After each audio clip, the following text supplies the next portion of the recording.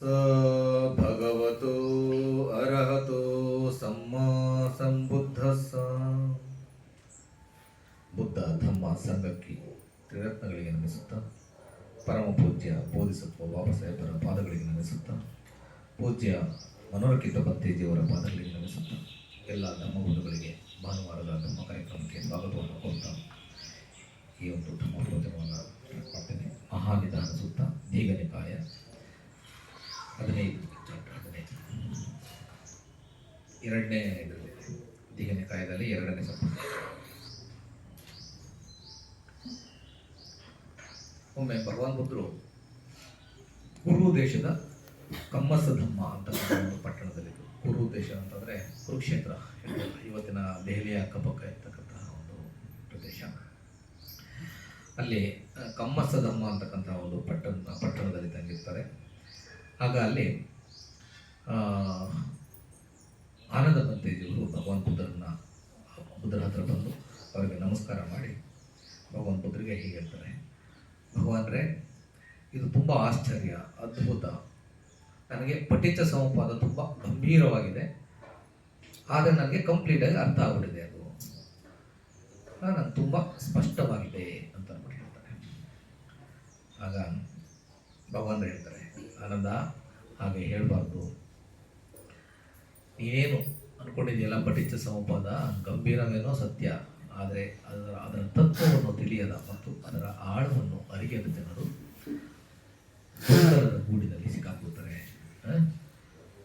ಯಾವ ರೀತಿ ದಾರದ ಒಂದೇ ಗೊಂದಲದ ಗೂಡಾಗಿರ್ತದೋ ಹಾಗೆ ಜಟಿಲಮಯವಾದ ಮನಸ್ಸಿನಿಂದ ಅಪಾಯಪೂರಿತವಾದ ದುರ್ಗತಿಯ ನೀಚ ಸ್ಥಿತಿಯನ್ನು ಸಂಸಾರದಲ್ಲಿ ಸುತ್ತಾ ಇರ್ತಾರೆ ಅಂತ ಭಗವಂತ ಹೇಳ್ತಾರೆ. ಹಾಗೆ ಮುಂದುವರಿಸ್ತಾ ಅದರ ಒಂದು ಆಳವಾದ ಒಂದು ಪಠಿತ ಸಂವಾದ ಆಳವಾದ ಅದನ್ನು ಹೇಳಲಿಕ್ಕೆ ಹೋಗ್ತಾರೆ. ಪಠಿತ ಸಂವಾದ ಸುಮಾರು ಸಲ ನಾವು ಹೇಳಿದ್ದೀವಿ, ಸೂಪರ್ಫಿಷಿಯಲ್ ಆಗಿ. ಅದನ್ನು ಶಾರ್ಟಾಗಿ ನಾನು ಹೇಳ್ತೀನಿ. ಪಠಿತ ಸಂವಾದ ಶಾರ್ಟಾಗಿ ಹೇಳಬೇಕು ಅಂದರೆ ಏನೇನು, ಎಲ್ಲಿಂದ ಸ್ಟಾರ್ಟ್ ಆಗುತ್ತೆ? ಪಠಿತ ಸಂವಾದ ಅಂದರೆ ಏನು? ಕಾರ್ಯಕಾರಣ ಸಂಬಂಧ. ಪ್ರಪಂಚದಲ್ಲಿ ಏನೆಲ್ಲ ಆಗ್ತಾ ಇದೆಯೋ ಎಲ್ಲವೂ ಕೂಡ ಒಂದಲ್ಲ ಒಂದು ರೀತಿಯ ಕಾರ್ಯ ಮತ್ತು ಅದಕ್ಕೆ ಒಂದು ಕಾರಣ ಇರ್ತದೆ. ಏನೆಲ್ಲ ಉತ್ಪತ್ತಿ ಆಗುತ್ತೋ ಅದಕ್ಕೊಂದು ಕಾರಣ ಇರ್ತದೆ, ಏನೆಲ್ಲ ನಾಶ ಆಗುತ್ತೋ ಅದಕ್ಕೆ ಒಂದು ಕಾರಣ ಇರ್ತದೆ. ಓಕೆ, ಎಲ್ಲವೂ ಕೂಡ ಆಗ್ತಾ ಇರ್ತಕ್ಕಂಥದ್ದು ಕಾರ್ಯಕಾರಣ ಸಂಬಂಧದಿಂದ. ಓಕೆ, ಅದು ಪಠಿತ ಸಮಪಾದ. ಅದನ್ನು ದುಃಖ ಚಕ್ರ ಅಂತ ಕೂಡ ಕರೀತಾರೆ. ಯಾಕೆಂದರೆ ನಾವೆಲ್ಲರೂ ಸಂಸಾರದಲ್ಲಿ ಸಿಕ್ಕಾಕೊಂಡಿದ್ದೀವಿ. ಸಂಸಾರ ಅಂದರೆ ದುಃಖ ಚಕ್ರ. ಓಕೆ, ಯಾವ ರೀತಿ ಸಿಕ್ಕಾಕೋತಾ ಇದ್ದೀವಿ? ನಾವೇನೆಲ್ಲ ಮಾಡ್ತಾ ಇದ್ದೀವಲ್ಲ ಅದನ್ನು ಹೇಗೆ ಮಾಡ್ತಾ ಇದ್ದೀವಿ? ಅಜ್ಞಾನದಿಂದ ಮಾಡ್ತಾ ಇದ್ದೀವಿ. ಅವಿದ್ಯ ಪಚ್ಚಯ ಸಂಖಾರ. ಅಜ್ಞಾನದಿಂದ ನಾವು ಸಂಖಾರ ಅಂದರೆ ಕರ್ಮಗಳನ್ನು, ಕೆಲಸಗಳನ್ನು ಮಾಡ್ತಾ ಇದ್ದೀವಿ. ಸಂಖಾರ ಪಚ್ಚಯ ವಿಜ್ಞಾನ. ಆ ಸಂಖಾರ ಕರ್ಮಗಳನ್ನು ಮಾಡೋದ್ರಿಂದ ಅದು ಕಾನ್ಷಿಯಸ್ ಆಗುತ್ತೆ. ವಿಜ್ಞಾನ ಅಂದರೆ ಅದರಿಂದ ನಾಮರೂಪ ಅಂದರೆ ಮನಸ್ಸು ಮತ್ತು ರೂಪ ಇವೆರಡು ಸ್ಟಿಮ್ಯುಲೇಟ್ ಆಗುತ್ತೆ. ಯಾವಾಗ ನಾಮ ಮತ್ತು ರೂಪ ಎರಡು ಒಂದಾಗುತ್ತೋ ಆಗ ಒಂದು ಜೀವದ ಉತ್ಪತ್ತಿ ಆಗುತ್ತೆ ಅಲ್ವಾ? ಒಂದು ಸಲ ನಾಮರೂಪ ಒಂದಾದರೆ ಅದರಿಂದ ಏನಾಗುತ್ತೆ? ಇಂದ್ರಿಯಗಳು ಬರಲಿಕ್ಕೆ ಸ್ಟಾರ್ಟ್ ಆಗುತ್ತೆ. ನಾಮರೂಪ ಒಂದಾಗೋದು ಗರ್ಭಾವಸ್ಥೆಯಲ್ಲಿ. ಅಲ್ಲಿಂದಲೇ ಇಂದ್ರಿಯಗಳು ಕೆಲಸ ಮಾಡಲಿಕ್ಕೆ ಸ್ಟಾರ್ಟ್ ಮಾಡ್ತವೆ. ಯಾವ್ಯಾವ ಇಂದ್ರಿಯಗಳು? ಮೊದಲನೇದು ಒಂದು ಮನಸ್ಸಿದೆ, ನಾಮ ಮನಸ್ಸು ಕೆಲಸ ಮಾಡುತ್ತೆ. ಅದೇ ರೀತಿ ರೂಪ, ಒಂದು ರೂಪ ಇದೆ ಅಂತಂದರೆ ಸ್ಪರ್ಶ ಕೆಲಸ ಮಾಡಲಿಕ್ಕೆ ಸ್ಟಾರ್ಟ್ ಮಾಡುತ್ತೆ. ಸಣ್ಣ ಜಾಗದಲ್ಲಿ ಅಷ್ಟರಲ್ಲೇ ಒಳ್ಳಾಡೋದಕ್ಕೆ ಅಲ್ವಾ? ಆಗ್ತಾ ಇರೋದಿಲ್ಲ, ಅದು ಕೆಲಸ ಮಾಡಲಿಕ್ಕೆ ಸ್ಟಾರ್ಟ್ ಮಾಡುತ್ತೆ. ಕಿವಿಯೇ ಇಂದ್ರಿಯ, ಕಿವಿ ಕೇಳಿಸ್ಕೊಳ್ಳಿಕ್ಕೆ ಸ್ಟಾರ್ಟ್ ಮಾಡುತ್ತೆ. ಕಣ್ಣು ಸ್ವಲ್ಪ ಮಟ್ಟಿಗೆ ಮಾತ್ರ ಅವನು ಸ್ವಲ್ಪ ಬ್ಲರ್ ಆಗಿ ಕಾಣಿಸ್ತಾ ಇರುತ್ತೆ, ಕಂಪ್ಲೀಟ್ ಆಗಿ ಕಾಣಿಸ್ತಾ ಇರಲ್ಲ. ಹಾಗೆ ವಾಸನೆ ಮತ್ತು ರುಚಿ ಅದು ಗರ್ಭಾವಸ್ಥೆಯಿಂದ ಹೊರಗೆ ಬಂದ ನಂತರ ಅವೆರಡು ಇಂದ್ರಿಯಗಳು ಸ್ಟಾರ್ಟ್ ಮಾಡ್ತವೆ. ಈ 4 ಇಂದ್ರಿಯಗಳು ಗರ್ಭಾವಸ್ಥೆಯಿಂದಲೇ ನಮಗೆ ಕೆಲಸ ಮಾಡಲಿಕ್ಕೆ ಸ್ಟಾರ್ಟ್ ಆಗ್ತದೆ. ಓಕೆ, ನಾಮರೂಪ ಬಂದ ತಕ್ಷಣ ಇಂದ್ರಿಯಗಳು ಕೆಲಸ ಮಾಡಲಿಕ್ಕೆ ಸ್ಟಾರ್ಟ್ ಮಾಡ್ತವೆ. ಆ ಇಂದ್ರಿಯಗಳು ಒಂದು ಸಲ ಯಾವುದಾದ್ರು 6 ಇಂದ್ರಿಯಗಳಿದ್ದಾವೆ, 6 ರೀತಿಯ ಕಾಂಟ್ಯಾಕ್ಟ್ಸ್ ಆಗೇ ಆಗುತ್ತೆ. ಒಂದಲ್ಲ ಒಂದು ರೀತಿಯ ಕಾಂಟ್ಯಾಕ್ಟ್ಸ್ ಆಗೇ ಆಗುತ್ತೆ. ಅದರಿಂದ ಏನಾಗುತ್ತೆ? ಕಾಂಟ್ಯಾಕ್ಟ್ಸ್ ಆದಾಗ ಸಲಾಯತನ ಪಚ್ಚಯ ಫಸ್ಸು ಅಂದರೆ ಸ್ಪರ್ಶ ಆಗುತ್ತೆ. ಫಸ್ಸೋ ಪಚ್ಚಯ ವೇದನ. ಒಂದು ಸಲ ಸ್ಪರ್ಶ ಆಯಿತು ಅಂದರೆ ಒಂದಲ್ಲ ಒಂದು ರೀತಿಯ ಫೀಲಿಂಗ್ಸ್ ಒಂದೇ ಬರುತ್ತೆ. ಒಂದು ಸುಖ ವೇದನೆ ಇರ್ಬೋದು, ಇಲ್ಲ ದುಃಖ ವೇದನೆ ಇರ್ಬೋದು. ಸುಖವೂ ಅಲ್ಲದ ದುಃಖವೂ ಅಲ್ಲದ ನ್ಯೂಟ್ರಲ್ ಅಭ್ಯಂಕದ ವೇದನೆ ಇರ್ಬೋದು. ಓಕೆ, ವೇದನಾ ಪಚ್ಚಯ ತನ್ಹ. ಓಕೆ, ಅದರಿಂದ ನಮಗೆ ಅಂಟುವಿಕೆ ಸಿಗಾಕೋತೀವಿ. ತನ್ಹ ಪಚ್ಚಯ ಉಪಾದಾನ, ಅದಕ್ಕೆ ಗಾಢವಾಗಿ ಅದರ ಗೊಂದಲದಲ್ಲಿ ನಾವು ಸಿಗಾಕೊಳ್ತೀವಿ. ಉಪಾದಾನ ಪಚ್ಚಯ ಭವ, ಭವ ಪಚ್ಚಯ ಜಾತಿ ಜರ ಮರಣ ದುಃಖ ದೋಮನಸ್ಸ. ಅಂದರೆ ಜಾತಿ ಅಂತಂದರೆ ಹುಟ್ಟು, ಜರ ಅಂದರೆ ಮುದಿತನ, ಮರಣ ಅಂತಂದರೆ ಸಾವು ರೋಗಗಳು, ದುಃಖ ದೋಮನಸ್ಸ ಅಂದರೆ ತಳಮಳ. ಈ ಥರ ಎಲ್ಲ ಈ ದುಃಖ ಚಕ್ರಕ್ಕೆ ನಾವು ಸಿಕ್ಕಾಕೋತಾ ಇದ್ದೀವಿ. ಇದು ಸೂಪರ್ಫಿಷಿಯಲ್ ಆಗಿ. ಓಕೆ, ಹಾಗಾದರೆ ಈ ಜರ ಮರಣ ಯಾವುದನ್ನಾದರೂ ಅವಲಂಬಿಸಿದೆಯಾ? ಭಗವಂತ ಬುದ್ಧ ಕೇಳ್ತಾರೆ.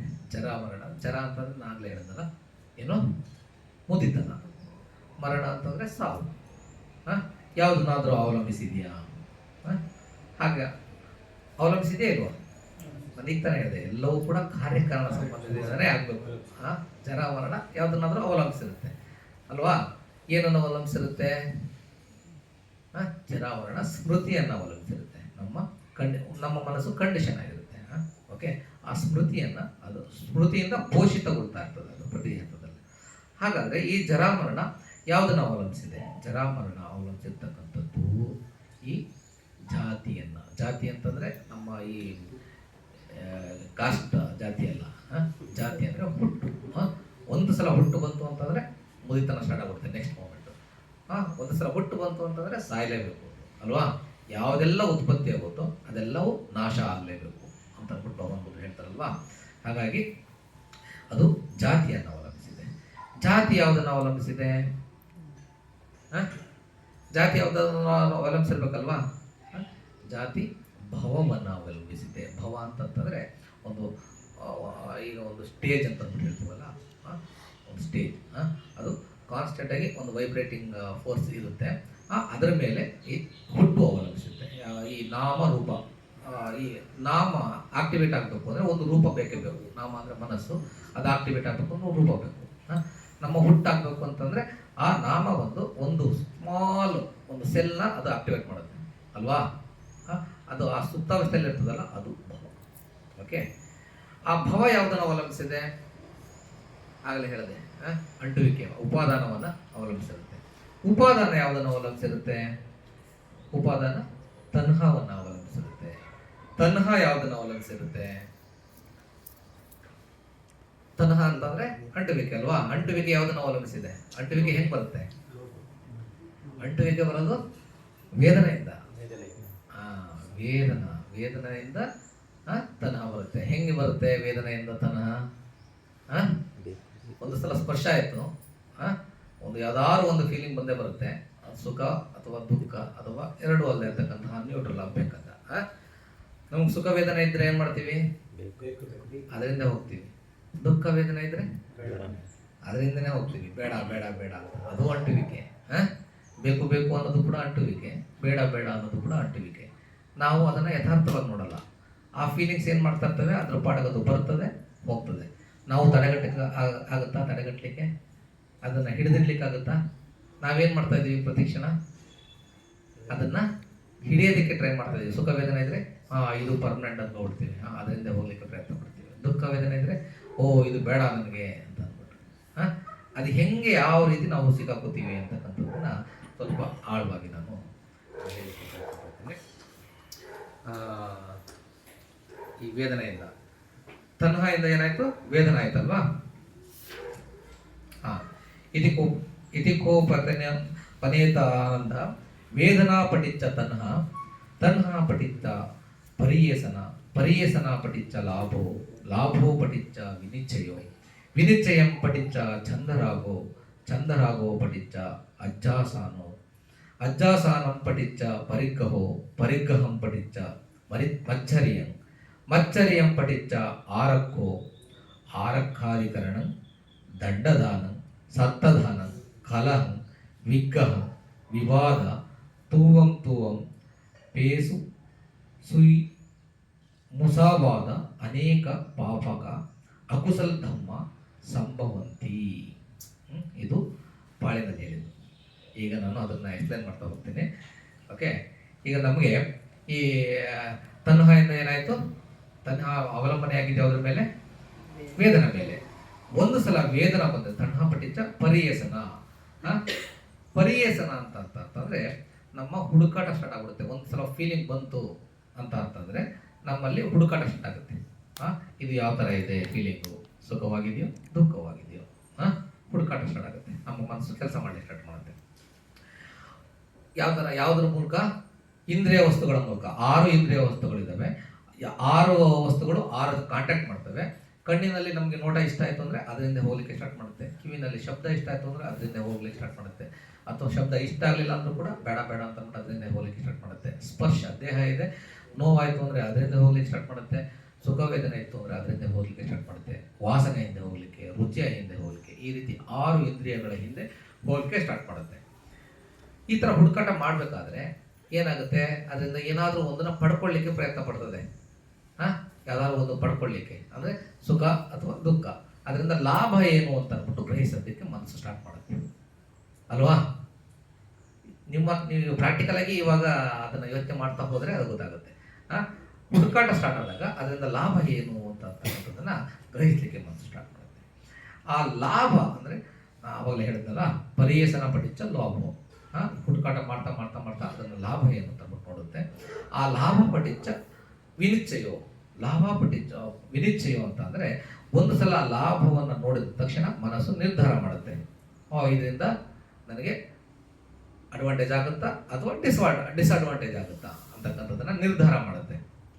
ಓಕೆ, ನಿರ್ಧಾರ ಮತ್ತು ನಿಶ್ಚಯಗಳನ್ನು ಮಾಡುತ್ತೆ. ಇದು ಒಳ್ಳೆಯದ ನನಗೆ ಅಥವಾ ಕೆಟ್ಟದ? ಅದು ಹಂಗಿರಲ್ಲ. ಅದು ಬರುತ್ತೆ ಹೋಗ್ತಾ ಇರ್ತದೆ, ಹೋಗ್ತಾ ಇರ್ತದೆ. ಆದರೆ ನಮ್ಮ ಮನಸ್ಸು ಅದನ್ನು ಗ್ರಹಿಸಿ ಅದು ಒಳ್ಳೆಯದ ಕೆಟ್ಟದ ಅಂತ ಅಂದ್ಬಿಟ್ಟು ನಿಶ್ಚಯ ಮತ್ತು ನಿರ್ಧಾರಗಳನ್ನು ಮಾಡಲಿಕ್ಕೆ ಪ್ರಯತ್ನ ಮಾಡ್ತದೆ. ಒಂದು ಸಲ ನಿಶ್ಚಯ ಮತ್ತು ನಿರ್ಧಾರಗಳನ್ನ ಮಾಡಲಿಕ್ಕೆ ಪ್ರಯತ್ನ ಮಾಡಿದ ತಕ್ಷಣ ಚಂದರಾಗು ಅಂತಂದರೆ ವಿನಿಶ್ಚಯ ಪಟ್ಟಿಚ್ಚ ಚಂದರಾಗು. ಚಂದ ಅಂತಂತಂದ್ರೆ ಆಸೆ, ರಾಗ ಅಂತಂತಂದ್ರೆ ಲೋಭ, ಅಂದರೆ ಒಂದು ವಸ್ತು ಬೇಕು ಅಂತಕ್ಕಂತಹ ಒಂದು ಅನಿಸಿಕೆ. ಆಸೆ ಮತ್ತು ಈ ಚಂದರಾಗು, ಈ ಒಂದು ಸಲ ನಮ್ಮ ನಿರ್ಧಾರ ನಿಶ್ಚಯಗಳಾದ ತಕ್ಷಣ ಅದ್ರ ಮೇಲೆ ಆಸೆ ಬರಲಿಕ್ಕೆ ಸ್ಟಾರ್ಟ್ ಮಾಡುತ್ತೆ ಮನಸ್ಸಿಗೆ. ಯಾಕಂದ್ರೆ ಇದು ಮಾಡುತ್ತೆ? ರಂಜಾತಿ ಇತಿ ರಾಗಂ ವಿನಿಶ್ಚಯ ಅಂತಂದ್ರೆ ಮನಸ್ಸಿಗೆ ಯಾವಾಗಲೂ ಕೂಡ ರಂಜನೆ ಅಂತಕ್ಕಂಥದ್ದು ಬಹಳ ಇಷ್ಟ. ಅದರಿಂದನೇ ಹೋಗ್ತಾ ಇರ್ತದೆ. ಸೊ ಹಾಗಾಗಿ ಯಾವಾಗ ಮನಸ್ಸಿಗೆ ಆಸೆ ಅಂತಕ್ಕಂಥದ್ದು ಬರ್ತದೋ ಅದು ನೆಕ್ಸ್ಟು ಅದಕ್ಕೆ ಅಂಟ್ಕೊಳ್ಳಿಕ್ಕೆ ಸ್ಟಾರ್ಟ್ ಮಾಡುತ್ತೆ. ಅಜ್ಜೋಸಾನ ಅಂದರೆ ಅಂಟುವಿಕೆ, ಅಂದರೆ ಬಿಗಿಯಾಗಿ ಗ್ರಿಪ್ ಆಗಿ ಹಿಡ್ಕೊಳ್ಳಿಕ್ಕೆ ಸ್ಟಾರ್ಟ್ ಮಾಡುತ್ತೆ. ಅದು ಬೇಕಿರ್ಬೋದು ಅಥವಾ ಬೇಡ ಅಂತ ಅಂದ್ಬಿಟ್ಟು ಅದು 6 ಇಂದ್ರಿಯ ವಸ್ತುಗಳಿಗೆ ಹಿಡ್ಕೊಳ್ಳುತ್ತೆ. ಮತ್ತು ಒಂದು ಸಲ ಈ ಚಂದರಾಗು ಪಟಿಚಯ ಅಜ್ಜೋಸಾನ ಪಟಿಚಯ ಪರಿಗ್ರಹ, ಒಂದು ಸಲ ನಾವು ಹಿಡ್ಕೊಂಡ ತಕ್ಷಣ ಏನು ಮಾಡ್ತದೆ ಮನಸ್ಸು? ಅದ್ರ ಮೇಲೆ ಮಾಲೀಕತ್ವವನ್ನು ಸ್ಥಾಪನೆ ಮಾಡುತ್ತೆ ಅಲ್ವಾ? ಇದು ನಂದು ಅಂತ ಅಂದ್ಬಿಟ್ಟು ಮಾಲೀಕತ್ವವನ್ನು ಸ್ಥಾಪನೆ. ಅದು ಒಳ್ಳೇದಿರ್ಬೋದು ಕೆಟ್ಟದಿರ್ಬೋದು. ಒಂದು ಸಲ ನಾವು ಅಂದರೆ ನಾನೇ ಅಥವಾ ನನ್ನದು ಯಾವುದಾದ್ರು ಇರ್ಬೋದು, ಅದು ಮಾನಸಿಕವಿರ್ಬೋದು ಅಥವಾ ಫಿಸಿಕಲ್ ಇರ್ಬೋದು. ಮಾನಸಿಕವಾಗಿ ಹಿಂಗೆ ಐಡಿಯಾಲಜಿಸ್ ಇದೆ ಹೋಗ್ತಕ್ಕಂಥದ್ದು, ನನ್ನ ಐಡಿಯಾನೇ ಸರಿ, ನಾನು ಅಂದ್ಕೊಂಡಿರೋದೇ ಸರಿ ಅಂತಕ್ಕಂಥದ್ದು. ಫಿಸಿಕಲ್ ಆಗಿ ಇದು ಸುಂದರವಾಗಿದೆ, ಇದು ಚೆನ್ನಾಗಿಲ್ಲ, ಇದು ನನಗೆ ತುಂಬ ತಂಪಾಗಿದೆ, ಇದು ಸರಿ ಇಲ್ಲ, ಈ ಥರ ಫಿಸಿಕಲ್ ಆಗಿ. ಓಕೆ, ಯಾವಾಗ ಮಾಲೀಕತ್ವವನ್ನು ನಮ್ಮ ಮನಸ್ಸು ಸ್ಥಾಪನೆ ಮಾಡುತ್ತೋ ಪರಿಗ್ರಹ ಪಟಿಚ್ಚ ಮಚ್ಚರ್ಯ ಅಂತ ಅಂದ್ಬಿಟ್ಟು ಹೇಳ್ತಾರೆ. ಮಚ್ಚರ್ಯ ಅಂತಂದ್ರೆ ಒಂದು ಸಲ ಮಾಲೀಕತ್ವವನ್ನು ಸ್ಟಾರ್ಟ್ ಮಾಡಿದ ತಕ್ಷಣ ಅದನ್ನ ರಕ್ಷಿಸ್ಕೋಬೇಕು ಅಂತ ಅನ್ನೋದು ನಮ್ಮಲ್ಲಿ ಸ್ಟಾರ್ಟ್ ಆಗುತ್ತೆ. ಮಚ್ಚರ್ಯ ಅಂದ್ರೆ ಅದನ್ನ ಉಳಿಸ್ಕೊಳ್ಳೋದಕ್ಕೆ ಏನ್ ಬೇಕು ಎಲ್ಲರೂ ಮಾಡ್ಲಿಕ್ಕೆ ಸ್ಟಾರ್ಟ್ ಮಾಡ್ಬಿಡ್ತದೆ ಅಲ್ವಾ? ಯಾವಾಗ ಮನಸ್ಸು ರಕ್ಷಣೆ ಮಾಡ್ಕೊಳ್ಳಿಕ್ಕೆ, ಅದು ಒಳ್ಳೆಯದಲ್ಲಿ ಕೆಟ್ಟದಲ್ಲಿ ರಕ್ಷಣೆ ಮಾಡ್ಕೊಳ್ಳಿಕ್ಕೆ ಸ್ಟಾರ್ಟ್ ಮಾಡ್ತದೋ ಆಗ ಅದು ಆರಕ್ಕು ಅಂದ್ರೆ ಮಚ್ಚರಿ ಅಂದ್ರೆ ಜಿಪುಣ ತರ ಸ್ಟಾರ್ಟ್ ಆಗುತ್ತೆ. ಅದನ್ನ ಬಿಟ್ಕೊಡೋದಕ್ಕೆ ಇಷ್ಟಪಡಲ್ಲ ಮನಸ್ಸು ಫಸ್ಟ್. ಆವಾಗ ಏನಾಗ್ತದೆ? ಅದನ್ನ ರಕ್ಷಣೆ ಮಾಡ್ಕೊಳ್ಳಿಕ್ಕೆ, ಆರಕ್ಕು ಅಂದ್ರೆ ರಕ್ಷಣೆ ಮಾಡ್ಕೊಳ್ಳಿಕ್ಕೆ ಸ್ಟಾರ್ಟ್ ಮಾಡುತ್ತೆ. ಹೆಂಗೆ ರಕ್ಷಣೆ ಮಾಡ್ಕೋಬೇಕು? ಅದನ್ನ ನಮ್ಮ ಐಡಿಯಾ ಇರ್ಬೋದು ಅಥವಾ ಫಿಸಿಕಲ್ ಇರ್ಬೋದು. ಅದನ್ನ ಯಾವ ತರ ರಕ್ಷಣೆ ಮಾಡ್ಕೊಳ್ಳಿಕ್ಕೆ ಸ್ಟಾರ್ಟ್ ಮಾಡುತ್ತೆ? ಆರಕ್ಕಾಧಿಕರಣ ದಂಡದಾನ ಸತ್ತದಾನ ಕಲಹಂ ವಿಗ್ರಹಂ ವಿವಾದಂ ತೂವಂ ಪೇಸು ಪೇಸು ಮುಸಾವಾದ ಅನೇಕ ಪಾಪಕ ಅಕುಶಲ ಧರ್ಮ ಸಂಭವಂತಿ. ನಮ್ಮ ರಕ್ಷಣೆ ಮಾಡ್ಕೋಬೇಕು ಅಂತಂದ್ರೆ ಹೆಂಗ್ ಮಾಡ್ಕೋತೀವಿ ನಾವು? ಫಸ್ಟ್ ದಂಡದಾನ, ಶಸ್ತ್ರಗಳನ್ನ ಉಪಯೋಗಿಸ್ಬೋದು, ತೊಂಡೆಗಳನ್ನ ಉಪಯೋಗಿಸಿ, ಅಥವಾ ಶಸ್ತ್ರದಾನ ಅಂದ್ರೆ ಶಸ್ತ್ರಗಳನ್ನ ಉಪಯೋಗಿಸಿ, ಅಥವಾ ಸತ್ತದಾನ. ಕಲಹ ಕಲಹ ಅಂತಂತಂದ್ರೆ ಕಲಹಗಳನ್ನ ಗಲಾಟೆಗಳನ್ನ ಎಬ್ಬಿಸಿ, ವಿಗ್ರಹ ವಿರೋಧಗಳನ್ನ ಅಂದ್ರೆ ವಿರೋಧಾಭಾಸಗಳ ಮೂಲಕ ನಾವು ಅದನ್ನ ಪ್ರೊಟೆಕ್ಟ್ ಮಾಡ್ಕೊಳ್ಳಿಕ್ಕೆ, ವಿರೋಧ ಮಾಡಿ ಪ್ರೊಟೆಕ್ಟ್ ಮಾಡ್ಕೊಳ್ಳಿಕ್ಕೆ ನಾವು ಪ್ರಯತ್ನ ಪಡ್ತೀವಿ. ವಿವಾದಗಳನ್ನ ಮಾಡ್ತೀವಿ. ಮತ್ತೆ ಅದೇ ತರ ಮುಸಾವಾದ, ಸುಳ್ಳು ಹೇಳ್ತೀವಿ, ಚಾಡಿ ಹೇಳ್ತೀವಿ. ಅದನ್ನ ರಕ್ಷಣೆ ಮಾಡ್ಕೊಳ್ಳಿಕ್ಕೆ ಏನೆಲ್ಲ ಒಂದಲ್ಲ ಒಂದು ರೀತಿ ಸರ್ಕಸ್ ಮಾಡ್ಲಿಕ್ಕೆ ಸ್ಟಾರ್ಟ್ ಮಾಡ್ತೀವಲ್ಲ, ಸುಳ್ಳು ಹೇಳೋದು, ಚಾಡಿ ಹೇಳೋದು, ದ್ವೇಷಪೂರಿತ ಮಾತುಗಳನ್ನ ಆಡ್ತಕ್ಕಂಥದ್ದು, ಇವೆಲ್ಲ ಶತತ್ತವೆ. ಅನೇಕ ಪಾಪಕ ಅಕುಶಲ ಧರ್ಮಗಳು. ಇವೆಲ್ಲ ಯಾವ ಅಕುಶಲ ಧರ್ಮಗಳು ನಮ್ಮ ಮನಸ್ಸಿನಲ್ಲಿ ಸಂಭವಂತಿ. ಈ ತರ ಒಂದು ಎಲ್ಲಿಂದ ಸ್ಟಾರ್ಟ್ ಆಯ್ತಿದ್ದು? ವೇದನ. ಒಂದು ವೇದನೆ ಬಂದರೆ ನಮ್ಮ ಮನಸ್ಸು ಅದರಿಂದ ಹೋಗ್ತದೆ. ಹೆಂಗ್ ಹೋಗುತ್ತೆ? ವೇದನಾ ಪಡಿತ ತನ ಪಡಿತ ಪರಿಯಸನ. ಅದನ್ನ ಹುಡುಕಾಟ ಮಾಡಿ ಏನು ಒಳ್ಳೇದ ಕೆಟ್ಟದ ಅಂತ ಹುಡುಕಾಟ ಮಾಡುತ್ತೆ ಫಸ್ಟ್ ಇಂದ್ರಿಯ ವಸ್ತುಗಳ ಮೂಲಕ. ಅದರಿಂದ ಏನು ಲಾಭ ಅಂತ ನೋಡುತ್ತೆ. ಒಂದು ಸಲ ಲಾಭವನ್ನು ನೋಡಿದ್ಮೇಲೆ ಅದರಿಂದ ನಿಶ್ಚಯಗಳನ್ನ ಮಾಡುತ್ತೆ. ನಿಶ್ಚಯಗಳನ್ನ ಮಾಡಿದ್ಮೇಲೆ ಚಂದರಾಗುವುದಕ್ಕೆ ಆಸೆ ಬರುತ್ತೆ. ಅದರ ಮೇಲೆ ಒಂದು ಸಲ ಆಸೆ ಬಂದ್ಮೇಲೆ ಅಜ್ಜೋಸನ, ಅದ್ರ ಮೇಲೆ ಅಂಟುವಿಕೆ ಬರ್ತದೆ. ಅಂಟುವಿಕೆ ಬಂದ್ಮೇಲೆ ಅದನ್ನ ಮಾಲೀಕತ್ವ, ಅದರ ಮೇಲೆ ಮಾಲೀಕತ್ವವನ್ನು ಸ್ಥಾಪನೆ ಮಾಡಲಿಕ್ಕೆ ಪ್ರಯತ್ನ ಪಡ್ತದೆ. ಮಾಲೀಕತ್ವವನ್ನು ಸ್ಥಾಪನೆ ಮಾಡಲಿಕ್ಕೆ ಪ್ರಯತ್ನ ಪಟ್ಟ ಮೇಲೆ ಅದರ ಮೇಲೆ ಜಿಪುಣತನ ಬರ್ತದೆ. ಜಿಪುಣತನ ಬಂದ ಮೇಲೆ ಅದನ್ನ ರಕ್ಷಣೆ ಹೆಂಗೆ ಮಾಡ್ಕೋಬೇಕು ಅಂತ ಅಂದ್ಬಿಟ್ಟು ಮನಸ್ಸು ಅದೇ ಸಿಗಾಕೊಳ್ತಾ ಹೋಗುತ್ತೆ. ಹೆಂಗೆ ರಕ್ಷಣೆ ಮಾಡ್ಕೊಳುತ್ತೆ? ಅದಕ್ಕೆ ದಂಡದಾನ, ಶಸ್ತ್ರದಾನ, ಶಸ್ತ್ರಗಳಿಂದ, ದಂಡಗಳಿಂದ, ಕಲಹಗಳಿಂದ, ವಿರೋಧಗಳಿಂದ, ಮತ್ತೆ ಸುಳ್ಳು ಹೇಳೋದ್ರಿಂದ, ಚಾಡಿ ಹೇಳೋದ್ರಿಂದ, ಈ ತರ ಎಲ್ಲದರಿಂದನೂ ಕೂಡ ಅದನ್ನ ರಕ್ಷಣೆ ಮಾಡ್ಕೊಳ್ಳಿಕ್ಕೆ ಪ್ರಯತ್ನ ಪಡ್ತಾರೆ ಮನಸ್ಸು ಅಲ್ವಾ? ಸೊ ನಾವು ದುಃಖವನ್ನು ತೆಗಿಬೇಕು ಅಂತಂದ್ರೆ ಎಲ್ಲಿ ತೆಗಿಬೇಕು? ಎಲ್ಲಿಂದ ಸ್ಟಾರ್ಟ್ ಆಯ್ತಿದೆಯಲ್ಲ? ವೇದನೆಯಿಂದ ಸ್ಟಾರ್ಟ್ ಆಯ್ತು. ವೇದನವನ್ನು ನಾವು ಯಥಾರ್ಥವಾಗಿ ನೋಡ್ತಾನೆ ಹೋಗಿ. ಅದನ್ನ ಬೇರೆ ಏನು ಅದು ಕಟ್ಕೋಬಾರ್ದು. ಅದು ನೋಡ್ತಾ ಇದ್ರೆ ಅದು ಬದಲಾಗ್ತಾ ಇರ್ತದೆ. ಉತ್ಪತ್ತಿ ಆಗುತ್ತೆ, ನಾಶ ಆಗುತ್ತೆ, ಉತ್ಪತ್ತಿ ಆಗುತ್ತೆ, ನಾಶ ಆಗುತ್ತೆ. ಅದು ನಿಮ್ಮ ಕೈನಲ್ಲಿ ಇಲ್ಲ. ಯಾವಾಗ ಅದನ್ನ ನಾವು ನಂದು ಅಂತ ಅಂದ್ಬಿಟ್ಟು ಅದ್ರ ಮೇಲೆ ಮಾಲೀಕತ್ವವನ್ನು ಸ್ಟಾರ್ಟ್ ಮಾಡ್ತೀವೋ ಆಗ್ಲೇ ಇವೆಲ್ಲ ಬರ್ತಕ್ಕಂಥದ್ದು. ಅದನ್ನು ರಕ್ಷಣೆ ಮಾಡ್ಕೊಳ್ಳಿಕ್ಕೆ ಏನೆಲ್ಲ ಮಾಡಬೇಕು ಅದನ್ನೆಲ್ಲ ಮಾಡುತ್ತೆ ಮನಸ್ಸು. ಸೊ ಹಾಗಾಗಿ ನಾವು ಈ ದುಃಖ ಚಕ್ರವನ್ನು ನಾವು ಕಟ್ ಮಾಡಬೇಕು ಅಂತಂದ್ರೆ ವೇದನೆ ಎಲ್ಲಿ ವೇದನೆ ಸ್ಟಾರ್ಟ್ ಆಗುತ್ತೆ. ಯಾಕೆಂದ್ರೆ ಫಸ್ಟ್ ನಾವು ಸ್ಟಾರ್ಟ್ ಮಾಡ್ಲಿಕ್ಕೆ ಆಗಲ್ಲ. ಅಜ್ಞಾನವನ್ನು ನಾವು ತೆಗೆದು ಹಾಕ್ಲಿಕ್ಕೆ ಆಗಲ್ಲ ಅಲ್ವಾ? ಅಜ್ಞಾನಿಗಳು ಅಂತ ಗೊತ್ತಾ ನಮ್ಗೆ? ಒಪ್ಕೋತೀವ ನಾವು? ನಾವೆಲ್ಲ ಅಜ್ಞಾನದಲ್ಲಿದ್ದೀವಿ ಅಂತ ಒಪ್ಕೋತೀವ? ಒಪ್ಕೊಳ್ಳೋದಿಲ್ಲ. ಅಜ್ಞಾನದಿಂದ ನಾವೇನ್ ಮಾಡ್ತಾ ಇದ್ದೀವಿ? ಕೆಲಸಗಳನ್ನ ಮಾಡ್ತಾ ಇದ್ದೀವಿ. ಅದನ್ನ ತಪ್ಪಿಸೋದಕ್ಕಾಗೋದಿಲ್ಲ. ಇಂಟೆನ್ಷನ್ಲಿ ಹುಟ್ಟಿದ್ದೀವಿ, ಮಾಡಲೇಬೇಕು ಕರ್ಮಗಳನ್ನ. ಒಂದು ಸಲ ಕರ್ಮಗಳು ಮಾಡಾದ್ಮೇಲೆ ಅದು ವಿಜ್ಞಾನ, ಅದರಿಂದ ನಾಮರೂಪ ಬಂದೇ ಬರುತ್ತೆ. ಓಕೆ, ಒಂದು ನಾಮರೂಪ ಅದನ್ನ ತಡೆಗಟ್ಟಲಿಕ್ಕಾಗುತ್ತಾ? ನಾಮರೂಪ ಬಂದ್ಮೇಲೆ ಇಂದ್ರಿಯಗಳು ಆಕ್ಟಿವೇಟ್ ಮಾಡ್ತವೆ. ಇಂದ್ರಿಯಗಳನ್ನ ತಡೆಗಟ್ತೀರಾ ನೀವು? ಕಣ್ಣು ಮುಚ್ಕೊಳ್ಳಿ. ಎಷ್ಟೊತ್ತು ಮುಚ್ತೀರಾ? ಆಗುತ್ತಾ ಮುಚ್ಲಿಕ್ಕೆ? ಕಿವಿ ಮುಚ್ಕೊಂಡು ಎಷ್ಟೊತ್ತು ಇರ್ಲಿಕ್ಕಾಗುತ್ತೆ? ಒಂದಲ್ಲ ಒಂದು ಶಬ್ದ ಬಂದೇ ಬರುತ್ತೆ. ಕಣ್ಣಿದೆ, ನೋಡ್ತೀವಿ, ಒಂದಲ್ಲ ಒಂದು ರೀತಿ ಕಾಂಟ್ಯಾಕ್ಟ್ ಆಗೇ ಆಗುತ್ತೆ. ಅದನ್ನು ತಡೆಗಟ್ಟೋದಕ್ಕೆ ಆಗೋದಿಲ್ಲ. ಯಾವನು ಕೂಡ ನಾವು ಸಂವಹನ ಮಾಡೋದಕ್ಕೆ ಆಗೋದಿಲ್ಲ. ಅದಾದ್ಮೇಲೆ ಕಾಂಟ್ಯಾಕ್ಟ್ ಆಗೇ ಆಗುತ್ತೆ. ಅಂದ್ರೆ ಫಸ್ಟ್ ಸ್ಪರ್ಶ ಆಗೇ ಆಗುತ್ತೆ ಒಂದಲ್ಲ ಒಂದು ರೀತಿ ಆಬ್ಜೆಕ್ಟ್ ಜೊತೆಗೆ.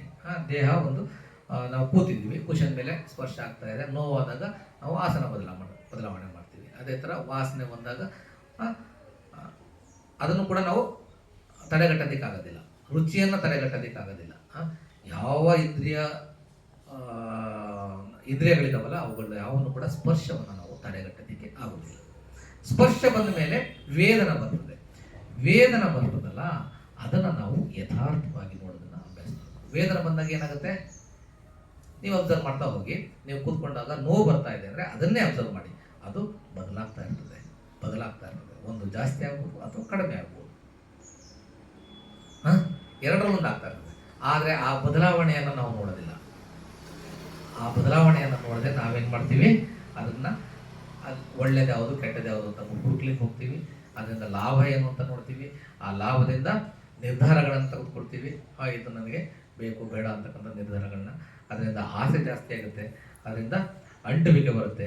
ಅಂಟುವಿಕೆಯಿಂದ ನಮ್ಮ ಮಾಲೀಕತ್ವವನ್ನು ಸ್ಥಾಪನೆ ಮಾಡ್ತೀವಿ. ಆ ಮಾಲೀಕತ್ವದಿಂದ ಜಿಪುಣತನ ಸ್ಟಾರ್ಟ್ ಆಗುತ್ತೆ. ನಂದು ಅಂತ ನೋಡಿ ಬಂದಮೇಲೆ ಇದು ನನ್ನ ಐಡಿಯಾ, ಮನಸ್ಸಿಂದ ಒಂದು ಐಡಿಯಾ ಬಂದ್ಬಿಟ್ರೆ ನನ್ನ ಐಡಿಯಾ ಬಿಟ್ಕೊಳ್ಬಿಡ್ತೀವ, ಬಿಡೋದಿಲ್ಲ. ಅಥವಾ ನನ್ನ ವಸ್ತು, ಇದು ನನ್ನ ಮನೆ, ನನ್ನ ವಸ್ತು ಬಿಟ್ಕೊಡೋದಿಲ್ಲ. ಆ ಥರ ಸ್ಟಾರ್ಟ್ ಆಗುತ್ತೆ. ಅದನ್ನು ಒಂದ್ಸಲ ಜಿಪುಣತನ ಬಂದಮೇಲೆ ಅದನ್ನು ರಕ್ಷಣೆ ಮಾಡ್ಕೊಳ್ಳಿಕ್ಕೆ ಸ್ಟಾರ್ಟ್ ಮಾಡ್ತೀವಿ. ರಕ್ಷಣೆ ಮಾಡಲಿಕ್ಕೆ ಯಾವ ಲೆವೆಲ್ಗೂ ಹೋಗ್ತೀವಿ. ದಂಡದಾನ, ಶಸ್ತ್ರದಾನ, ವಿವಾದಗಳು, ಕಲಹಗಳು, ಚಾಡಿ ಹೇಳ್ತಕ್ಕಂಥದ್ದು, ಸುಳ್ಳು ಹೇಳ್ತಕ್ಕಂಥದ್ದು ಎಲ್ಲವನ್ನು ಕೂಡ ಮಾಡಲಿಕ್ಕೆ ಸ್ಟಾರ್ಟ್ ಮಾಡ್ತೀವಿ. ಓಕೆ, ಹೀಗೆ ನಾವು ಪ್ರತಿ ಹಂತದಲ್ಲೂ ಕೂಡ ತಿಳ್ಕೊತಿದ್ದೀವಿ. ಸೊ ಅದನ್ನು ನಾವು ಬೇಸಿಕಲಿ ಇನ್ನು ಮುಂದೆ ಇದೆ, ತುಂಬಾ ಇದೆ ಅದು. ನಾವು ಈ ದುಃಖ ಚಕ್ರದಿಂದ ಹೇಗೆ ಹೊರಗೆ ಬರಬೇಕು ಅನ್ನೋದಕ್ಕಷ್ಟೇ ನಾನು ಸೀಮಿತಗೊಳಿಸ್ತಾ ಇದ್ದೇನೆ. ಯಾಕೆಂದರೆ ಅದು ದೀರ್ಘನಿಕಾಯ, ತುಂಬ ದೊಡ್ಡ ಚಾಪ್ಟರ್, ಲೈಬ್ರರಿಲಿ ಇದೆ, ಅದನ್ನು ಒಂದ್ಸಲ ನೀವು ಓದಿ. ಓಕೆ, ಸೊ ಹಾಗಾಗಿ ನಾವು ಪ್ರತಿ ಹಂತದಲ್ಲೂ ಕೂಡ ವೇದನೆಗಳನ್ನು ಯಥಾರ್ಥವಾಗಿ ನೋಡಬೇಕು. ಹೋಗಲಿ ಬಿಡು ಅಂತ ಅಂದ್ಬಿಟ್ಟು ಬಿಡೋದನ್ನ ಪ್ರತಿ ಕ್ಷಣದಲ್ಲೂ ಪ್ರತಿ ಹಂತದಲ್ಲೂ ಕೂಡ ನಾವು ಎಷ್ಟು ಹೋಗಲಿ ಬಿಡು ಅಂತ ಬಿಡ್ತೀವೋ ನಾವು ಅಷ್ಟು ಜ್ಞಾನವನ್ನು ಹೆಚ್ಚು ಹೆಚ್ಚು ಮಾಡಲಿಕ್ಕೆ ಸಾಧ್ಯ ಆಗುತ್ತೆ. ನಾವು ಯಾವಾಗ ಹಿಡ್ಕೊತೀವೋ ಹೋಗಲಿ ಬಿಡೋ ಅಂತ ನೋಡಿ ಹಿಡ್ಕೊಳ್ಳಲ್ವೋ ಬಿಡಲ್ವೋ ಆಗಲೇ ನಮಗೆ ಎಲ್ಲ ಸ್ಟಾರ್ಟ್ ಆಗ್ತಕ್ಕಂಥದ್ದು. ನೀವು ಪ್ರಯತ್ನ ಪಡಿ, ನೀವು ಬೇಕು ಅಂದ್ರೂ ಕೂಡ ಹಿಡಿದಿಟ್ಕೊಳ್ಳಿಕ್ಕೆ ಆಗೋದಿಲ್ಲ, ಯಾವುದನ್ನು ಹಿಡಿದಿಟ್ಕೊಳ್ಳಿಕ್ಕೆ ಆಗೋದಿಲ್ಲ. ಆದರೆ ನಾವು ಪ್ರತಿ ಹಂತದಲ್ಲೂ ಕೂಡ ಹಿಡಿದಿಡ್ಲಿಕ್ಕೆ ಪ್ರಯತ್ನ ಪಡ್ತಾ ಇದ್ದೀವಿ. ಅಲ್ಲಿ ನಾವು ದುಃಖ ಚಕ್ರಕ್ಕೆ ಸಿಗಾಕೊಳ್ತಾ ಇದ್ದೀವಿ. ಓಕೆ, ಇಷ್ಟು ನಾನು ಹೇಳ್ತಾ ಇವತ್ತಿನ ಒಂದು ನಮ್ಮ ಚರ್ಚೆಯನ್ನು ನಾನು ಇವತ್ತಿಗೆ ನಿಲ್ಲಿಸ್ತಾ ಇದ್ದೀನಿ. ಏನಾದರೂ ಧರ್ಮಕ್ಕೆ ರಿಲೇಟೆಡ್ ಅನುಮಾನಗಳಿದ್ರೆ ದಯಮಾಡಿ ಕೇಳಿ. ಭವತು ಸಬ್ಬ ಮಂಗಳಂ ರಕ್ಕಂತು ಸಬ್ಬ ದೇವತಾ ಸಬ್ಬ ಬುದ್ಧಾನುಭಾವೇನ ಸಬ್ಬ ಧಮ್ಮಾನುಭಾವೇನ ಸಬ್ಬ ಸಂಘಾನುಭಾವೇನ ಸದಾ ಸೋತಿ ಭವಂತು ತೇ. ಸಾಧು ಸಾಧು.